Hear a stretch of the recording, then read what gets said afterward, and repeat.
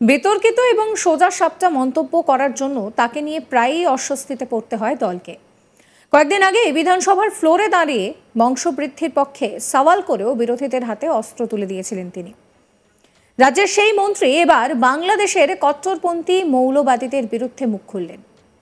বাংলাদেশে কট্টরপন্থী বিএনপি নেতা, সেই বিএনপি নেতা থেকে শুরু করে মৌলবাদী নেতারা উস্কানিমূলক মন্তব্য করছেন। এইসব কথার কোনো মানে হয় না, এমনই মন্তব্য করেন তিনি। একই সঙ্গে তার সংযোজন, আমরা 142 কোটি, ওরা 18 কোটি। এই 142 কোটি মানুষের মুখে জল দিয়ে কুলি করে ফেললে ওদের কি হবে একবার ভাবুন তো। আমরা যে মন্ত্রীর কথা বলছি তিনি হলেন সিদ্দিকুল্লাহ চৌধুরী। শনিবার 14 ডিসেম্বর বিকেলে দুর্গাপুরের সিটি সেন্টারে সেন্ট্রাল লাইব্রেরির দ্বিতীয় তলের উদ্বোধন করতে গিয়েছিলেন সিদ্দিকুল্লাহ চৌধুরী। সেখানে উপস্থিত ছিলেন জেলা শাসক পন্নাবলম এস, আসানসোল দুর্গাপুর উন্নয়ন পর্ষদের চেয়ারম্যান কবি দত্ত, দুর্গাপুর মহকুমার শাসক সৌরভ চট্টোপাধ্যায়, প্রশাসক মণ্ডলীর চেয়ারপারসন অনিন্দিতা মুখোপাধ্যায়, অতিরিক্ত জেলা শাসক প্রশান্ত শুক্লা সহ গ্রন্থাগারের অন্যান্য আধিকারিকরা। মন্ত্রী সিদ্দিকুল্লাহ চৌধুরী অনুপ্রবেশ নিয়ে ভারত সরকারকে আক্রমণ করে বলেন, ওনারা যদি মনে করেন দরজা খুলে দেব, সেখানে কথা বলুন, সেখানে ভলেন্টিয়ার বাড়ান। ওনারা মাটি ছেড়ে আসবেন কেন, সেইখানে সরকারকে বলুন। ভারতীয়দের সঙ্গে মুক্তিযুদ্ধ করতে হবে। বিএনপি নেতার মন্তব্যের পাল্টা হুঁশিয়ারি দিয়ে সিদ্দিকুল্লাহ চৌধুরী বলেন যে 142 কোটি মানুষ যদি মুখে জল নিয়ে কুলি করে ফেলে দেয় তাহলে ওদের কি হবে। আমরা 142 কোটি, ওরা 18 কোটি। চিমটি কেটে উস্কাচ্ছে। কি বলছেন তিনি, শুনুন। 142 কে মানুষ যদি মুখে জল নিয়ে কুলি করে ফেলে দেয় না, কত জল হবে একবার ভাবেন তো। আমরা 142 কোটি, ওরা 18 কোটি। এইসবগুলো কেন বলছে? চিমটি কেটে উস্কাচ্ছে। ভারত সরকারের দায়িত্ব, ভারত সরকার অফিসিয়ালি কথা বলতে পারে, সেটা ভারত সরকারের দায়িত্ব। ভারত সরকার যদি মনে করেন দরজাটা খুলে দেব, সেখানে কথা বলুন, সেখানে ভলেন্টিয়ার রাখুন, তাদের সমস্যাগুলো বুঝুন, সরকারকে বলুন যে তাদের ভিটে মেটে ছেড়ে আসবে কেন। আমরা তো কেউ চাইবো না। আর আরেকটা কথা, পৃথিবীতে কেউ বলতে পারে আমরা একাই থাকবো? এমন কোনো দেশ আছে যে একা থাকার দেশ? সবাই সব জায়গায় থাকবে। ইসলাম ধর্মও নেই না, আমি তো বুঝেছি রামায়ণও নেই, গীতাতেও নেই, মহাভারতেও নেই। এগুলো তাদের ঠিক করতে হবে। আমরা দুঃখিত যদি কেউ কষ্ট পান, এটা সমীচীন নয়, ইসলামের পরিচয় নয়। উভয়ের সাথে উভয়ের, জনগণের সাথে জনগণের একটা আলাপ আলোচনা হওয়া প্রয়োজন। এটা শুধু প্রশাসন লেভেল হবে না। আমার কথা শুনুন, 2200 কিলোমিটার বাংলায় বর্ডার, 8টি জেলা। অতএব সব থেকে ক্ষতিগ্রস্ত হলে বাংলা হবে। অতএব সরকারিভাবে যা হচ্ছে হোক, সাহিত্যিকদের আদান প্রদান হোক, লেখকদের আদান প্রদান হোক, ডাক্তারদের আদান প্রদান হোক। আর পলিটিক্যালি বা এক দেশের সাথে আরেক দেশের, এবং আমি আপনাকে দায়িত্ব নিয়ে বলছি, আমার স্কলার, আমি ধর্মশাস্ত্র নিয়ে দারুল দেওবন্দে পড়েছি। 14,000 পাতা আমাকে পড়তে হয়েছে, উর্দু, ফার্সি, আরবি। কোনো ধর্মে বলে না ভিন্ন ধর্মের মানুষের প্রতি হিংসা। তারা প্রকৃত ধর্ম নিয়ে আছেন কেন আমার জানা নেই। একজন দুজন কেউ করলে ইসলাম ধর্মের উপর চাপিয়ে দেওয়াটা ভুল হবে। আমার ভারতবর্ষে তো আছি, কেউ ভুল করলে তো আমি বলবো না হিন্দু ভাইরা ভুল করেছে, এটা বলা যায় না। কিন্তু বাংলাদেশের সংখ্যালঘুরা যারা ওখানে অত্যাচারিত হচ্ছে, তারা কিন্তু হাজারে হাজারে এখানে এই দেশে প্রবেশ করছে। আমার জানা নেই। এই নিয়ে আমার কলিগ অনিল গিরির একটি রিপোর্ট দেখাবো।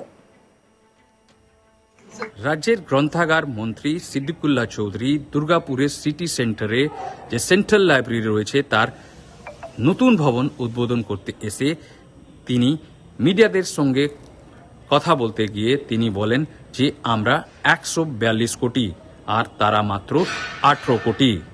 আমরা যদি শুধু কুলো করে দিই তখন কি পরিমাণে সেখানে জল দাঁড়াবে সেটা আপনারা বুঝতেই পারছেন। তিনি আরও বলেন যে এই সব কথা তারা চীনের উস্কানিতে বলছে। আমরা জানি যে গত কয়েক মাস থেকে বাংলাদেশে পুরো যে সিচুয়েশন, একটা আনস্টেবল রকম সিচুয়েশন দাঁড়িয়ে রয়েছে।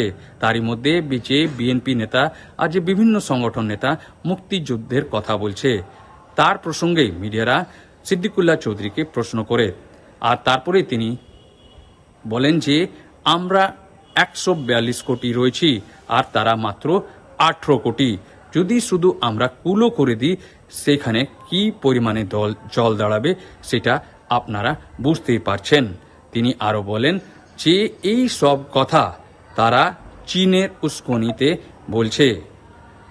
অনুপ্রবেশকারীদের সম্পর্কে যখন তাকে জানা হলে তিনি বলছেন যে এটা সেন্ট্রাল গভর্নমেন্টের বিষয় রয়েছে আর এটা নিয়ে যে বর্ডার এলাকা রয়েছে যে সেইখানে একটা স্ট্রিক্ট ভিজিলের দরকার রয়েছে। তিনি বলেন এই পুরো যে প্রস্তুতি অনুপ্রবেশকারীদের যে প্রস্তুতি রয়েছে সেইটা নিয়ে যদি সবথেকে বেশি যে ইফেক্টেড হবে সেটা হবে পশ্চিমবঙ্গ, কেন কি সবথেকে যদি বড় বাউন্ডারি ওয়াল যদি কোনো স্টেটের সঙ্গে রয়েছে সেটা পশ্চিমবঙ্গ রয়েছে। তিনি আরও বলেন যে শুধু স্টেট বা যে পলিটিক্যাল স্তরে যেটা এই যে পুরো সিচুয়েশনকে নর্মালাইজ করা বা সামান্য করার যে জন্যে যেটা প্রস্তুতি চলছে সেটা চলুক, কিন্তু সাথে সাথে বিভিন্ন স্তরের মানুষ পলিটিক্যাল ছাড়াও যে সাহিত্যিকরা রয়েছেন বা বিভিন্ন স্তরের মানুষ রয়েছেন তাদেরকে এগিয়ে আসা উচিত রয়েছে। তিনি বলেন যে ইসলাম বা বিভিন্ন যে ধর্ম রয়েছে সে কোনো ধর্ম বিভাজন কথা বলে না। এই পরিস্থিতিতে দাঁড়িয়ে সিদ্দিকুল্লাহ চৌধুরী পরিষ্কার বলছেন যে আমরা 142 কোটি, ওরা 18 কোটি। চিমটি কেটে উস্কাচ্ছে। এই এতজন যদি কুলি করে জল ফেলে দেয় তাহলে ওরা কি করবে? সিদ্দিকুল্লাহ চৌধুরীর সেই কথা আরো একবার শোনাবো আপনাদের। 142 কে মানুষ যদি মুখে জল নিয়ে কুলি করে ফেলে দেয় না, কত জল হবে একবার ভাবেন তো। আমরা 142 কোটি, ওরা 18 কোটি। এইসবগুলো কেন বলছে? চিমটি কেটে উস্কাচ্ছে। ভারত সরকারের দায়িত্ব, ভারত সরকার অফিসিয়ালি কথা বলতে পারে, সেটা ভারত সরকারের দায়িত্ব। ভারত সরকার যদি মনে করেন দরজাটা খুলে দেব, সেখানে কথা বলুন, সেখানে ভলেন্টিয়ার রাখুন, তাদের সমস্যাগুলো বুঝুন, সরকারকে বলুন যে তাদের ভিটেমারি ছেড়ে আসবে কেন। আমরা তো কেউ চাইবো না। আর আরেকটা কথা, পৃথিবীতে কেউ বলতে পারে আমরা একাই থাকবো? এমন কোনো দেশ আছে যে একা থাকার দেশ? সবাই সব জায়গায় থাকবে। ইসলাম ধর্মও নেই না, আমি তো বুঝেছি রামায়ণও নেই, গীতাতেও নেই, মহাভারতও নেই। এগুলো তাদের ঠিক করতে হবে। আমরা দুঃখিত যদি কেউ কষ্ট পান, এটা সমীচীন নয়, ইসলামের পরিচয় নয়। উভয়ের সাথে উভয়ের, জনগণের সাথে জনগণের একটা আলাপ আলোচনা হওয়া প্রয়োজন। এটা শুধু প্রশাসন লেভেল হবে। আমার কথা শুনুন, 2200 কিলোমিটার বাংলায় বর্ডার, 8টি জেলা, অতএব সব থেকে ক্ষতিগ্রস্ত হলে বাংলা হবে। সাবস্ক্রাইব করবেন আজ তাক বাংলার ইউটিউব চ্যানেলকে, ফলো করবেন হোয়াটসঅ্যাপ চ্যানেলও।